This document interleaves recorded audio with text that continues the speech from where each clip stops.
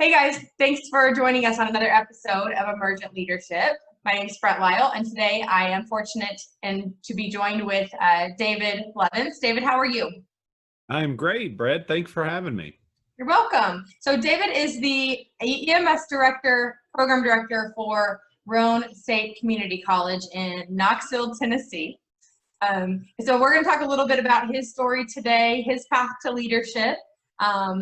So let's dive right in, David. So tell me a little bit about you for those who don't know you. You've got a background in fire, you've got a military background, did some time with retail management, and landed in EMS education. Tell me a little bit about your path. How'd you get there? So just a little bit about me. As you mentioned, I did start out, I was looking at going the business management side. Come out of high school, had obviously a whole different journey that I thought I was going to take. Started with a corporate entity and was climbing up the ladder. And after getting married, made the decision that that the corporate life wasn't for me. Got into the fire service, started with the volunteer fire department, or combination fire department actually, and become a paid individual. Went to a larger city in the state of Tennessee. Decided to increase my capabilities in medical response by becoming an EMT, finally a paramedic, and made the journey on to decide to teach. Kind of been involved through different organizations like Heart Association teaching, and made the decision to jump into educational leadership. And we taught for a little while and then had the opportunity to become the program director, and I've been sitting there for about 9 years now. Nice. So education. So maybe this is really clear to everybody, but what are you educating on? What kind of programs do you have at Roane? So we actually have one of the largest health science programs in the state of Tennessee, and actually in a larger region than that. We have 19 different health science programs. I oversee 3 of them, being in the EMS education realm. We have the EMT, Advanced EMT, and Paramedic Technical Certificate programs. So for us, my side of the house, we have all of the initial education. So for those individuals that are looking to come in, become EMTs or advance their knowledge, becoming advanced or paramedic, and stepping up their licensure levels for their community, that is my role. In addition, we have a very large continuing education program that is run out of our college that has actually gone quite wide as well. But I cover all the initial education. Mm-hmm. So as you're talking, I'm thinking, what do people think about education and what we do, and how do you make that transition? And I always joke, I think it's just a joke, obviously, but people always say those who can't do teach. People say those who can't do consult, right? And I'm saying that as a consultant and a coach.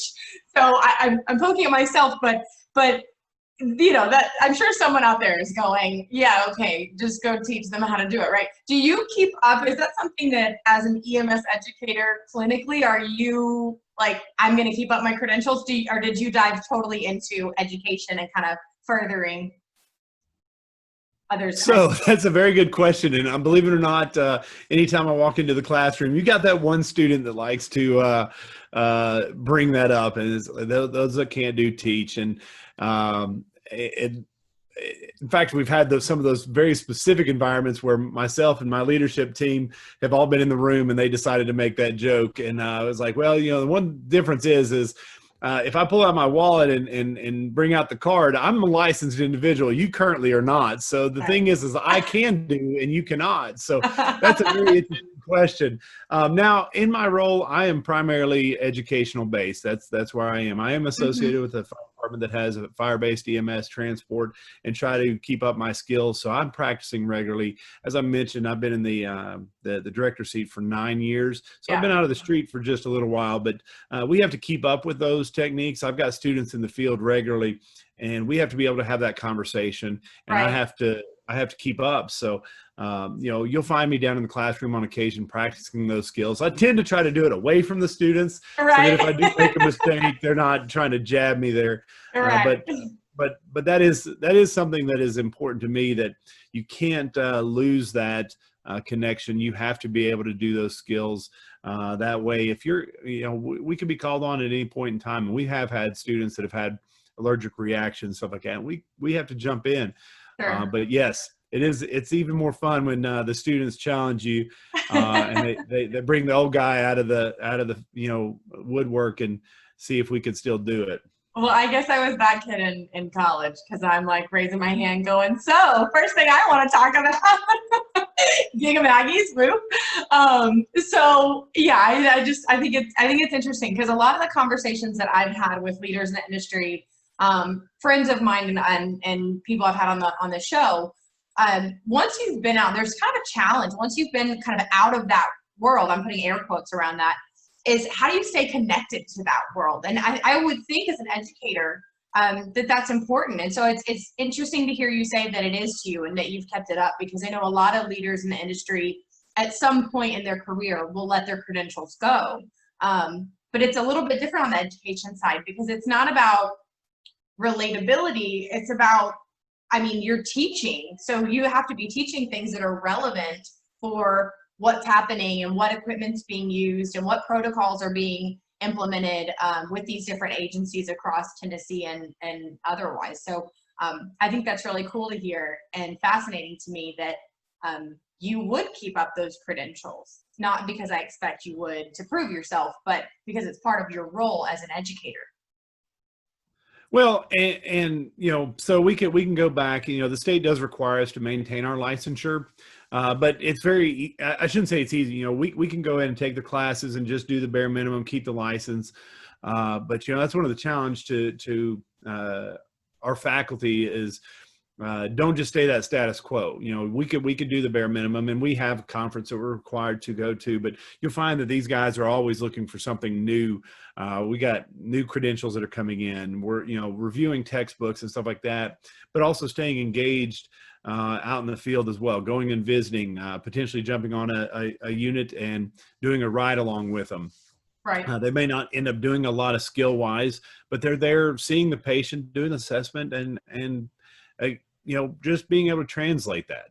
Right. So those are key things. You lose that touch, you lose that ability to relate to the students. So. Right. So in Tennessee, you've been out there. You're from Tennessee, David? I am. So you've been from Tennessee in that market for a while. What kind of changes, if you've been in this role for 9 years, a lot has happened in this country in 9-10 years. A lot's happened in 9 months, honestly. Have there been any big changes in Tennessee specifically, or at a national level, that are things that you're like, this is the hot topic, or this has been the transition we've had to work through? Because I want to talk about that. I want to talk about leadership through change and what that looks like from an education standpoint in EMS. Well, I'm going to bring up 2 examples with that. About 5 years ago, many years ago, the federal government made a decision to change the architecture of EMS.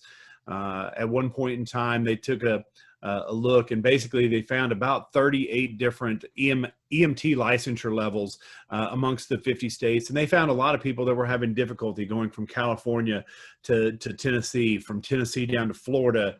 And they wanted to streamline that a little bit. So they created the EMR, EMT, advanced EMT, and paramedic licensure levels. And the state of Tennessee is one that adopted all 4 of those. For us, it's mandatory only to go EMT and above. We don't have to have the EMR first. But the inclusion of that curricula, which was something different, the 3 licensure levels for EMS were something different than the state had ever had. They had pretty much matriculated EMTs and paramedics, and they actually had a kind of a blend of one where they created an EMT basic with an extended skills session that allowed them to do a couple of skills like IVs, D50 administration. And so now we were changing that. So in the midst of that, that basically changed everything that we did in the educational community because we went from 2 programs, the EMT and paramedic program that were set up, and now had to decide new programs after that. Mm-hmm. In addition, it was at the same time the state was going through a common curriculum process to allow again, the same thing, that transfer, if students wanted to go between institutions, how would they be able to do that? So an EMT license in East Tennessee looked like, or EMT education that led to licensure in East Tennessee looked like what EMS education and licensure looked like in West Tennessee. Mm-hmm. But I do want to bring that back, because you did bring it up, is this last six months now has drastically changed the way that we've had to operate. And unlike before, where we had months or even basically about a year to plan for a new curriculum, we got told during spring break, our president came down, as well as the presidents across the state, that spring break was going to continue a week, and we had to figure out a way to take our curriculum that was a primarily on ground, face-to-face for lecture, lab, and clinic, and we had to make it work in an online environment. Mm-hmm. And then a transition from that online environment to a limited release back to the campuses, and then making sure that we maintained our standards with the state of Tennessee Office of EMS, our accrediting bodies at the paramedic level, within our Mm-hmm. the requirements for the federal level. And the majority of our faculty had never accomplished a Zoom lecture before, and I've Right. joked about getting them all little tabs that said, they're Zoom Rangers now. They've made it to the top tier special operations Zoom operators that can do it all. And but to be able to do that on the fly over 5 different campuses is challenging. Right. Well, I'm sure. And so there's one thing that's common, whether it was, adding that additional levels and moving away from just a traditional EMT and paramedic, the state changes or virtual transitions, those are all huge changes. How did you and your leadership team adapt to those changes? How did you successfully navigate those huge transitions? Well, and this is a big area for me as well, because anytime you see an organizational fail, there usually comes out of one word, and that's communication. I wanted to guess. Without communication, nothing exists. So, and my philosophy as well is that there's no one person smarter than the group either. So bringing us together, we started to come together, both our full-time and adjunct faculty coming together via Zoom calls ourselves. So, nothing better than adding another Zoom call to them. But we also took our leadership from the programs across the state and had a weekly Zoom call with our state officials so that we could ready react to anything that came up. The first day that all of this occurred, again, we were on spring break, so some of our faculty were taking the week off. Right. And the president makes a message. We start getting text messages. And so I basically sent out to the faculty, and like, hey, guys, anybody that's on campus, come to my office. And we started a planning session. Basically, I've got a whiteboard in there. The thing got wiped off, and we had plan A, B, C, and D. Yeah, because that's where we are, right? Like, all whiteboards just got wiped. It's time to start over. And I think that's what's so interesting about whether it's, COVID or economic downturn that companies are having to plan for, or just changes that have happened in our world, not just our country. All the whiteboards, clean slate, right? Yeah. So it's cool because I think it's a great analogy, but you literally physically wiped a slate and had to go back at it. So where did you start? Well, where we started, by the time we got plan A, B, C, and D written, we wiped them off and did it again. Just that day. So we started as like, hey, we have these 3 levels. This is the information we're being given. We started phone calls with the state. There's a lot of things like, what implications does this have for us? I'm not going to downplay some others, education, we'll just say math class. Math can be taught in many different ways. Mm-hmm. But for us, we have hundreds of pages worth of rules at the different levels that we have to follow. And it wasn't as easy as just saying, we're going online. we had to have authorization. In fact, part of it went to the governor's level to have executive orders that were written. And until some of those were done, we couldn't do anything. So we spent a lot of time with that. And So you mean to tell me it was a hurry up and wait? Weird. It was hurry up, write a bunch of plans, and then see which ones of them would be able to go forward. The hurry up and wait we all know that in this profession very well. But in contingency planning, you have 4 plans that are ready to go, and whichever one looks the best when everything shakes out, you go with. Right. And so by the time we got done with day 1, we had about 7 different plans that were wiped off the board, and we started to have a plan that this was going forward. We had communication. We had a faculty meeting, and we started pushing information to students because while we were unsure what's going on, they're sitting there and they're like, we're halfway through. How am I going to do this? Right. And so there was a lot of things, and some of these individuals at some of the levels were operations officers for emergency management agencies. Right. And so they were like, well, I need to know what we're doing because I've got to go to work. And so there was a lot of different things, but it really played out because of communication. And when that fails, and I turned around, they got used to these messages coming out. It's like, hey, I haven't seen a message from you yet. I need to know what's going on. Isn't that funny? Like, I'm still in the midst of writing it, Right. I've never written such long emails in my life. I bet not. Well, it's, people crave information. I think that's really where we are, in this day and age. And it's not a millennial thing. It's not a Gen Z thing. It's just people need to know what's going on. We're in a day and age where, you follow me on Instagram, like, not every move. I'm selective about what I put publicly, but you generally can get to know someone without ever having met them. You and I have never met, and I feel like I know you, and I have a good relationship with, and you can get to know people, and you get to know their styles and how they communicate, and that's such a huge part of successfully navigating relationships. And when you're a teacher, right, and you're educating, and you're literally the expert in the room who people look to for guidance and for information, being a good communicator is so much bigger than I put this email out, right? It's relationship building as far as I'm concerned.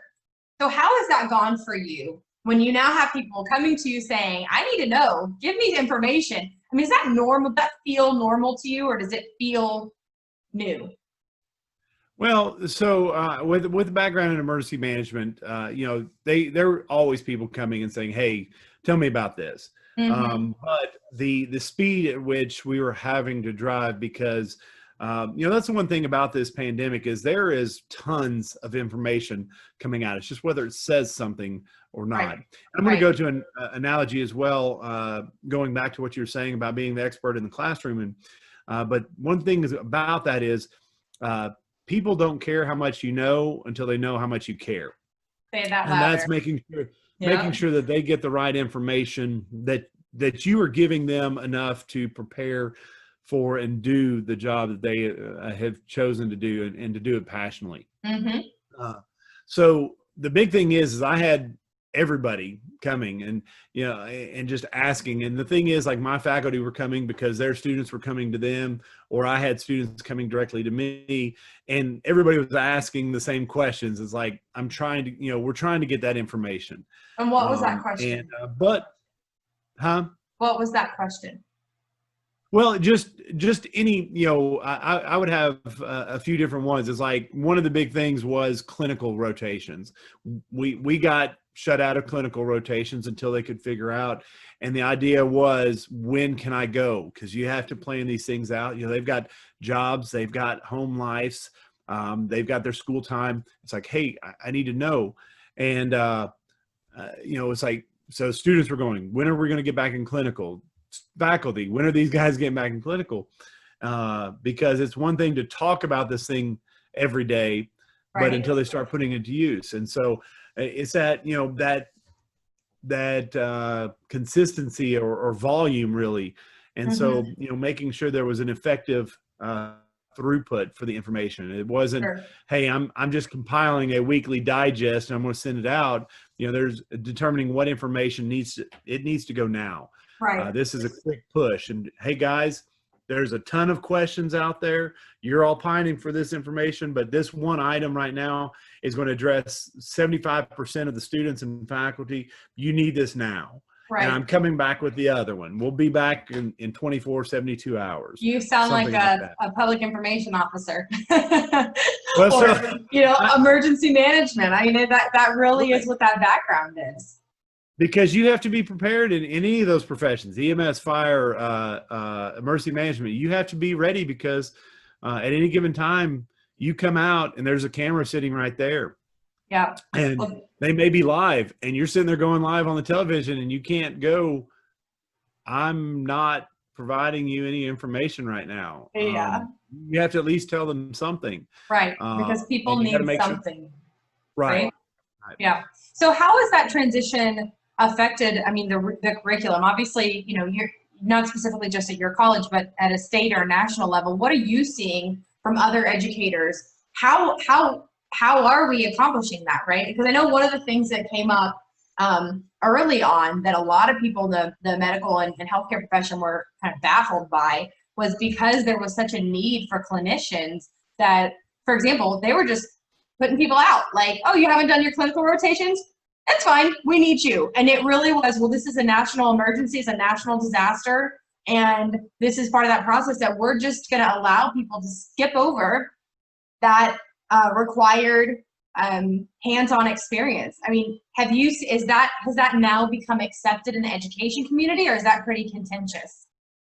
So there's a lot, and there's actually several medical schools that did that as well. They took medical physicians that were in their very last stages, and so they had X amount already done. Sure. And said, hey guys, it's time to go to work. Right. We saw that in a lot.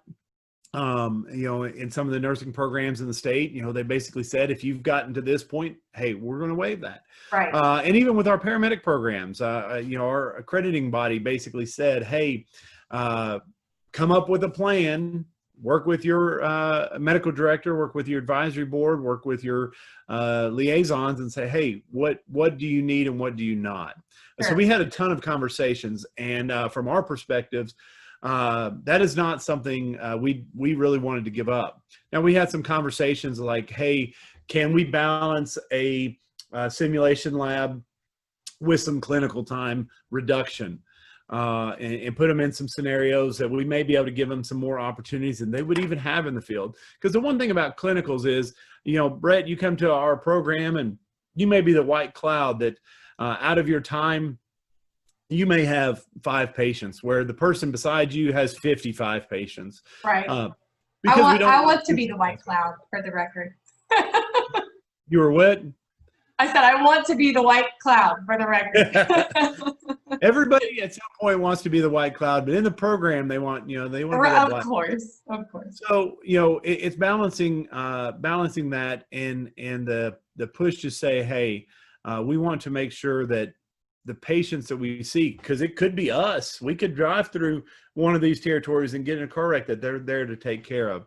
Or, right now, a lot of people's family and friends, especially in EMS, a lot of people are contracting COVID, and a lot of people, front lines, unfortunately, are seeing the effects of this. We see in EMS and, fire department specifically, I can talk, the friend of mine in Fort Worth, Texas, is really passionate about the aftermath of 9/11 and on firefighters and the carcinogens and all of the medical complications that fire and others and first responders and kind of those medical complications that come from the daily doing the job part. So I think, just a sidebar to kind of note and respect that conversation about, being in the line of duty, whether that's, again, in this case, I think now even like National Guard with all the riots and protests, there are risks that come with that. And so we have to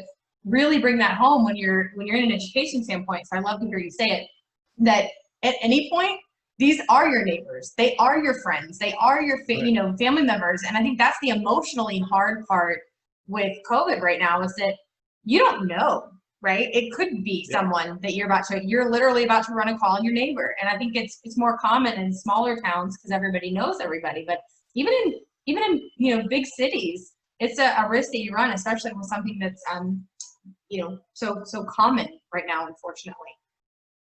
So sorry to sidebar your commentary, but No, but that's the case. So we had to take that into account and say, hey, you've got to be prepared.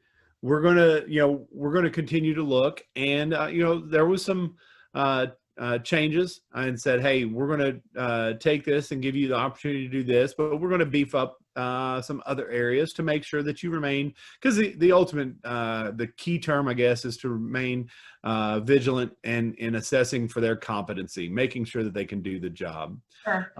And so even now, as we got through the summer semester, we stayed with part of the program online. Currently, we are back face-to-face for our offerings for lecture, lab, and clinic. We're getting ready to open those back up. Obviously, there's some significant restrictions, PPE that they have to wear that they didn't have to in the past. But we do have that backup plan now. So if our president called and said, hey, we got to shut this thing back down again, we can go to it, and we're a lot better prepared to inform the students of what to do.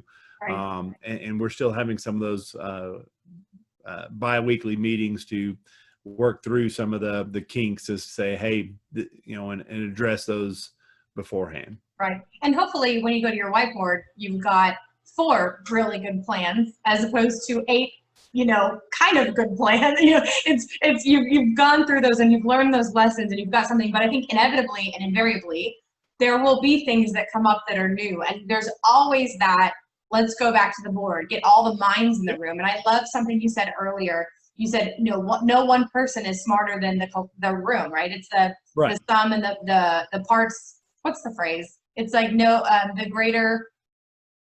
the sum is greater. Yes, thank you. Y'all know it. Everyone's like, oh my gosh, Brian, land your plane.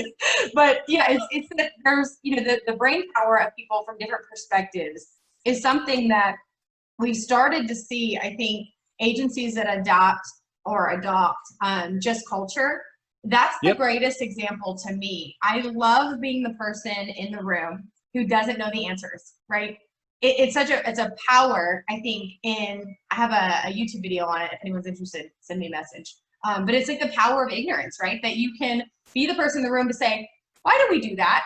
And everyone looks at you like you're an idiot and you're not supposed to ask that question, because we all know why we do that, right?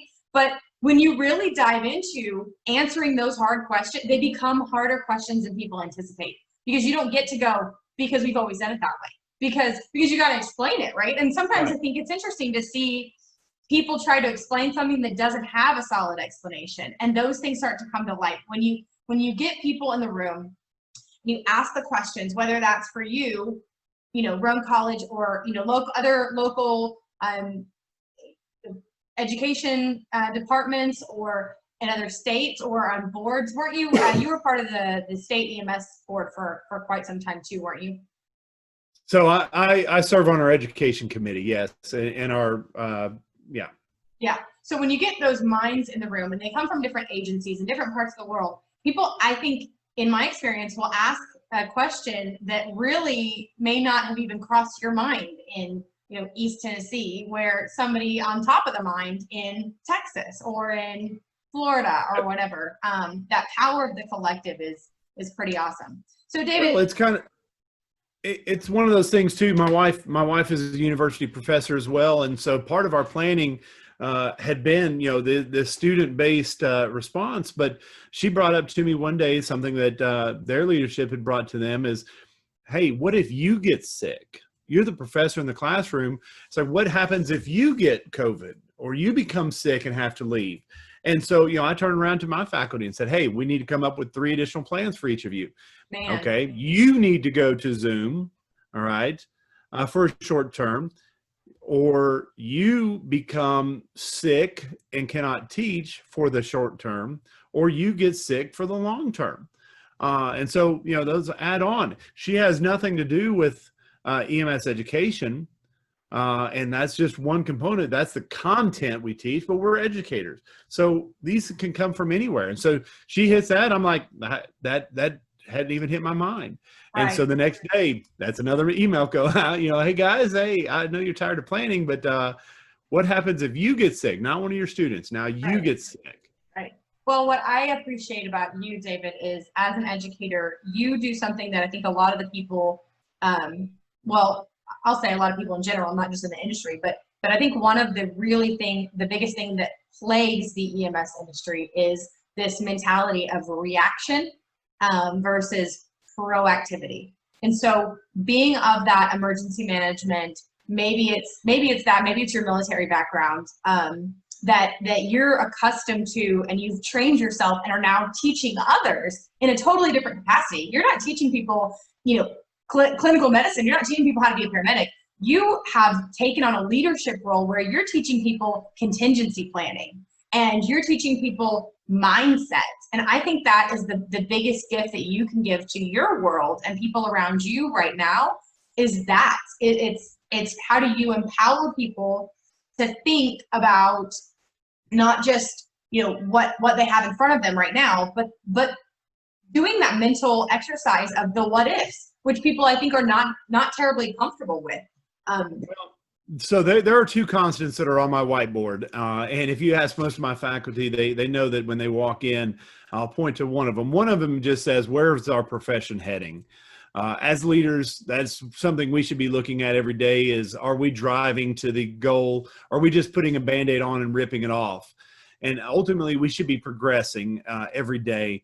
And we should have that strategic plan. But the second part of that is a question, and this one does come from the military side. Had a chief that asked constantly when we were in training, he goes, what are the second and third order effects of your request? And so one more time, the second and third order of effects of your request. Okay. Yeah. Write that down for me if you don't mind. I will. So what that means is, if I ask you a question, you tell me the first thing that comes off of your mind. All right. Okay. I drop a water balloon out of the window at somebody. You're going to say, well, it'll hit them in the head. They get wet. Well, what does that mean after that?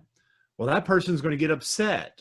That person may come back and retaliate against you. And so you have to think beyond that surface level of what you're going to do.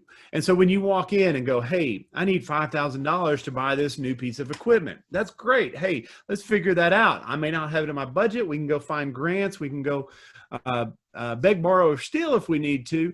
But what does that mean now? Well, you spend $5,000 on a mannequin. Okay, so we increase some of our capabilities, but that prevents us from getting $5,000 worth of IV supplies that we need to practice establishing IVs. So now we have a cohort group that doesn't have good fundamentals or muscle memory on a skill because we didn't have that.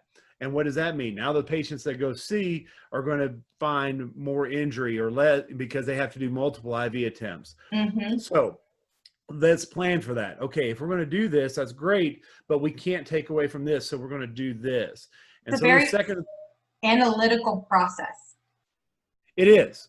And it's a very cause and effect, as you said, kind of cause and effect. This happens, and so this happens. And if we do this, and I think what that does, it opens people's mind to pathways, right? We can absolutely, if you tell me, hey, Brett, I want you to, hang the moon tomorrow. Okay, I'm sure going to try. Let me tell you what's going to happen here, right? It changes your mindset away from we can't do it to we can absolutely do it. Tell me what you're willing to compromise. Tell me what's your level of investment. I think that really drives people to a place where they get really confident in their decision making because they've gone through that exercise to say, I want this. It's not an I want this. It's I want this. I'm accepting that this is the consequence, or I've decided that I'm going to take this path. And because of it, I'm going to narrow this or walk this way. That's an incredible thing. I love hearing your processes. This is a really cool thing for me. to go through, and I hope for our listeners too. So I know that we've got a lot going on in the world. You guys are obviously doing your very best to navigate these waters, and you're obviously driving a lot of that from a leadership perspective, and I love that. David, if people want to continue the conversation with you, or they, hear this and they go, man, I got to pick his brain about this, how do they get in touch with you? How do they continue the conversation? Well, usually I say my email, but I'm actually going to drive everybody to my LinkedIn profile. I'm starting starting a new thing there that every Monday I'm going to start to release a video about some of these things that we've talked about today. It may be training, it may be new certifications, it may be changes like national registry, changing how we're recertifying people and taking that new component out and putting it out there. So and LinkedIn is a great platform to communicate. It's really easy with the messaging there, but we can get contact, we network. There's a ton of people that are out there. So yeah, I am going to say, go to my LinkedIn profile, David Scott Blevins, and connect there. I've reached out and communicated to a lot of people here recently and over the last few years, and I'm hoping that explodes a little bit as well with some of those opportunities. But I do want to see people there because I look to promote some people through there as well. So new degrees, new things, just honor, because a lot of these people are doing things and they're behind the scenes. You don't ever get recognized, and that is a key thing. Is while what we do is very intrinsic. It is sometimes good to just get that shout out. It's like, hey, you went on and got a degree, you went on and got a certification. Hey, kudos to you. This is awesome. Right. Hey, kudos to you. You just picked up a couple of certification recognitions yourself, didn't you, David? So I did, and that one of them is actually going to be Monday's video, picking up a chief EMS officer for the Center for Public Safety Excellence, 7th recognized within the state of Tennessee, which is a pretty cool thing. Good for you. But it's one of those things you got to keep driving yourself, no matter what position you're in. You drive yourself, you drive your team, and if everybody drives, then we all get somewhere. Right. So that's great advice. I like to leave our audience and listeners with one tip and piece of advice, and you just did it naturally. So I love that, and I do hope that people follow what you're doing. I know this is a new project for you, so if you didn't catch it, it's a short blurb, just a few minutes. Just a couple minutes. Weekly, I think ideally you're looking to put out, and it's just kind of a state of the education through the eyes of David Scott Blevins, right? Is what's going on in the country, what's going on in your neck of the woods. What opportunities are there from an education standpoint. So really serving again as a leader, David, and I appreciate that, but really putting that kind of out there as a service to others, to be that kind of DJ of information, right? That point of information. And I think that's a really great place to start. So if you guys do connect with David on LinkedIn. David, thank you so much for your time today and for talking to me on Emergent Leadership. Hey, it was great. A lot of fun conversation, and hopefully somebody finds it interesting and grows with it as well.